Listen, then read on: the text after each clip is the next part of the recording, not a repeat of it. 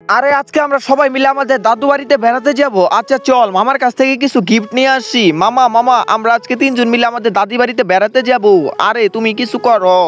আরে তোমরা দাদি বাড়িতে বেড়াতে যাবে তাহলে ভালোভাবে যেও, কেউ ঝগড়াঝাগড়ি করবে না, গাড়িতে সুন্দর করে বসে থাকবে তাহলেই হবে। আরে যাও তাহলে এবার। মামা আমরা কিন্তু এখনই চলে যাব। যাবা তাহলে যাও, আমাকে এত কথা বলতেছো কেন? আরে মামা মনে হয় এখনো টের পাইনি যে আমরা কি চাচ্ছি। আরে মামা বুঝে না বলত। আরে তুই এগুলোর কথা বুঝিস না, এদেরকে কিছু দে, কিছু গিফট দে, তাহলে এরা গাড়িতে বসে খেয়ে খেয়ে যেতে পারবে। আরে তোমরা গিফট চাও, আচ্ছা একটু ওয়েট করো, আমি তো তোমাদের জন্য অনেক আগে গিফট কিনে নিয়ে এসেছি।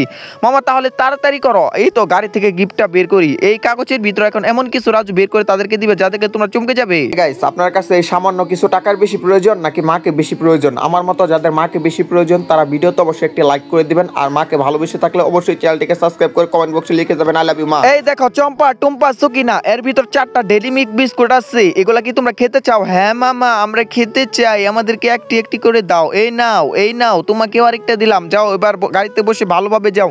থ্যাংক ইউ মামা। মামা টাটা গুড বাই, ভালোভাবে যাই, দোয়া চাই। আচ্ছা তোমরা আবার ভালোভাবে বাড়িতে ফিরে এসো। আচ্ছা মামা।